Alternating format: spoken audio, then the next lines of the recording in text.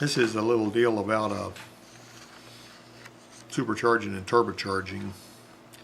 And I'm gonna have you guys, this is, you know what volumetric efficiency is? You ever heard of that? I've actually used the term in here before, but it has to do with how much air actually can go into an engine when it's running versus how much it's capable of processing based on its displacement. And so what is it that you think would keep it from getting as much air as it needed? Well, the air's got to make a lot of turns. It's got to go through the air cleaner. It's got to go through the air inlet tube. It's got to go around up into the plenum. And the plenum is designed so every cylinder will have the same amount of everything. And so the fact that it has to do all of that and go all those places means that your volumetric efficiency is not going to be 100%. Unless you can shove the air in there at higher pressure than an atmospheric. And that's what turbocharging and supercharging is all about. Now, a supercharger is typically driven by a belt. And it basically is one of these things, big hump looking deal with a couple of rotors in it, and whenever it's driven by that belt, it doesn't spin as fast as a turbocharger. The turbocharger has got a little vane in the exhaust stream that's hooked to a vane that's in the intake stream. So as the engine forces exhaust past that impeller, you know, you got the turbine in the impeller basically. The turbine shoves the air into the engine, it's on the other end. So you can find in your book diagrams of that. But you'll have this one, this impeller that's got a bunch of little blades in it. It's in the exhaust stream. And in the intake stream hooked to the other side of it, you've got a turbine. And as this one's spinning, it's forcing this one to pull air in, and it's shoving it through there. Now, typically whenever you supercharge or turbocharge an engine, you have to cool the air after you compress it so that it will have more oxygen per cubic inch. Boost pressure is generally measured in what? Pounds per square inch, PSI. That's what you're going to see on your gauge. I drove a little 85 Ford Escort one time that was turbocharged. It came from the factory that way. They didn't make very many of those. And when that thing kicked in and that green light came on saying I had boost, it near about jerked me off the road. It was really something to feel that thing kick in. Two types of superchargers include Roots type and centrifugal. Okay, which valve is used on a factory supercharger to limit boost? That's going to be your bypass valve. You got a bypass valve. Basically, it lets some of the air go around instead of everything being shoved in there. What about your superchargers? How are they lubricated? Grease bearings. You got an internal oil reservoir. And there's a little Allen wrench plug on them if you look to where you can take it out and dip something in there. Every 30,000 miles you're supposed to check the oil in your supercharger. It's separate oil. I don't know how much superchargers cost now to replace, but if you had to replace a factory supercharger, it used to be about $3,000. And how are most turbochargers lubricated? See? By engine oil under pressure through lines from the engine.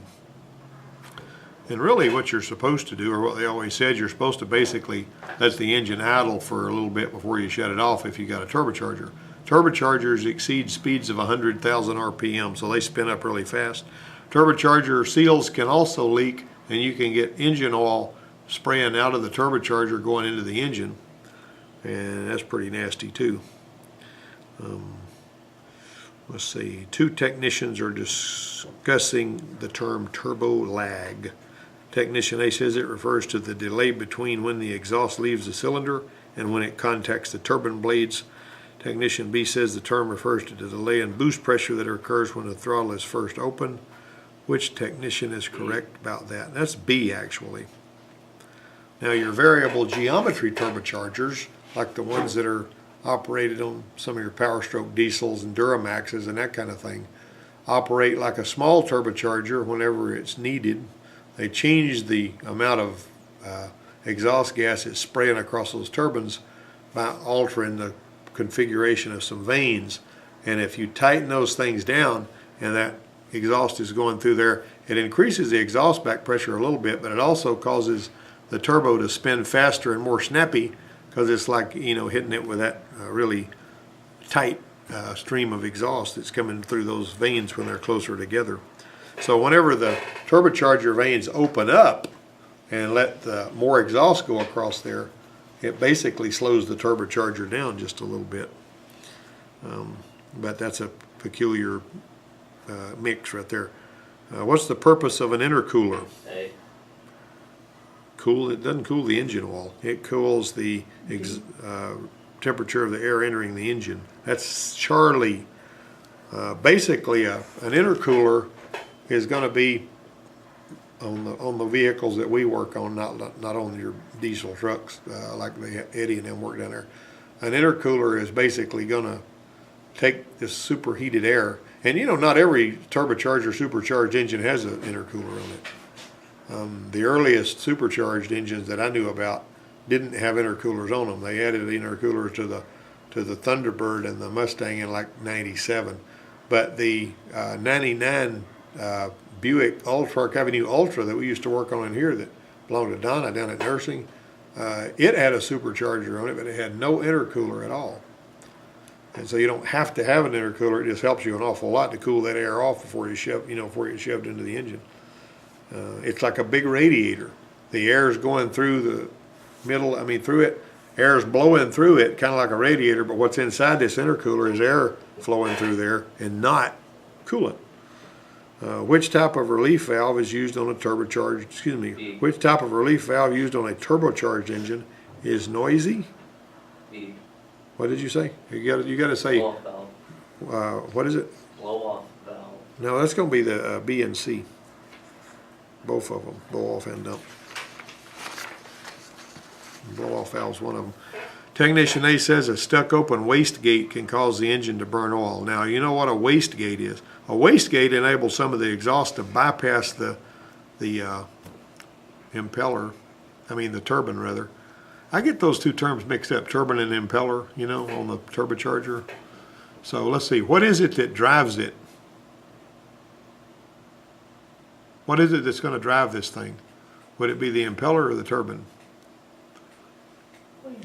The turbine's going to drive it. The impeller is what's going to shove the air. The turbine's going to be driven. The impeller is going to move the air. So the turbine's going to be what's in the exhaust. I always mess myself up when I start talking about those two, especially when I'm drawing them on the board.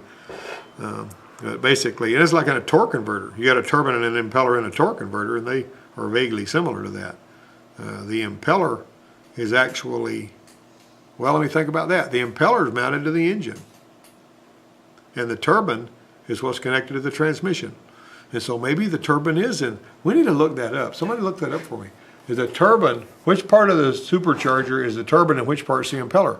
Is the turbine what's in the exhaust, or is the turbine what's in the intake stream, or vice versa? Because if you're thinking about it in the way of a torque converter, the turbine is what's being driven and the impeller is what's driving it.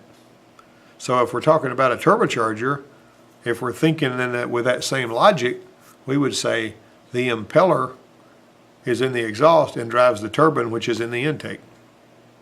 Right? That makes sense? As you think about that. We need to verify that so that we don't come across as buffoons, don't we? Okay, let me see. But the wastegate basically lets some exhaust. It's actually, the wastegate's designed so that if you disconnect it, it's wide open all the time, because it uses pressure, to keep it closed. Technician B says a clogged PCV system can cause the engine to burn oil. Will a stuck open wastegate cause it to burn oil? Heck no. Not going to have a problem with burning oil because of a stuck open wastegate. What snake oil are you trying to sell here? All right. I can tell you guys are really on top of this today, right? Brian's got his head stuck under that Hemi over there working on them 16 spark plugs he's got to change out. And then Amber worked really hard this morning on wire harnesses and all, and then we found out we had two bad bulbs in the back. never mind those two yo-yos that worked on it before, take out two bad bulbs and put two more bad ones in there, you know. That just really messes Did you they up, even doesn't it? check the light bulbs after they put them in? Huh? Did they even check light No, bulbs? they put the light bulbs in and mashed the brake and it still didn't have brake lights. And so they felt like there was another problem.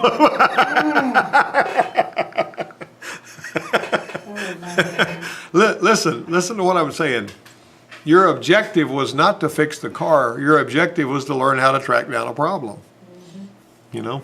And I'm telling you, I've been there. Huh? Their solution was added to the problem. Yeah, the solution added to it, but the simple fact was she never would have gone to the point of pulling the carpet back, opening up the harness, and learning how to track that if we hadn't done it the way it was. See, the easy thing to do would be to pop a couple of good bulbs in there, right? But here's another thing you can look at. Don't ever overlook the obvious. You know, whatever else is left. And so what messed me up yesterday, and I was sort of, you know, half engaged, she had this logic probe, and she mashed the brake, and there was brake current coming all the way back there to that tape out going over to the other light. And then whenever she put her logic probe back there into the back part, it lit up green, which meant there was a ground. And I was thinking, well, those bulbs must be good if there's a ground, but I forgot about that stupid high stop mount stoplight bulb. And when we took it out, then everything became more clear. But you do know how to use that logic probe now to feed some power in there. Now you got to make sure you know where you're feeding power. You can feed power and ground with that logic probe. And the first logic probe I got, some yo-yo, I guess, fed power where it wasn't supposed to be and burned it up or something. So you got to be really careful about that. I mean, it burned up the logic probe. It was a weak link. Okay, how did I get off on that? Okay, which service operation is most important on engines equipped with a turbocharger? Ding, ding, ding, ding, ding, ding. Come on, somebody. C. What about regular oil changes? That's what's most important. Why? Because you got pressurized oil feeding those bearings in there, but on that shaft in between the turbine and the impeller. Technician A says volumetric efficiency is a comparison of the actual volume of air mixture drawn into the engine to the theoretical minimum volume that can be drawn into the cylinder. And that's kind of what I was talking about earlier, but he didn't really say it right. Technician B says a supercharger consumes some engine power as it forces a greater amount of air into the cylinders for more power. Technician B, you're actually putting more than atmospheric pressure in there. Have you ever seen any of these people that take a little squirrel cage fan and put it so that the little squirrel cage fan is blowing into their intake so that the air can pass through it between the air filter, you know, in there, but they put a little squirrel cage fan in there, and it sort of gives them just I guess their line of thinking is it gives them just a little bit of boost that they wouldn't have otherwise. Now, I don't know why they think a little squirrel cage fan could keep up with an engine that's needing as much air as an engine needs, but it's just something that play pretty. One of the things I found out years ago is a lot of the times there's a placebo effect.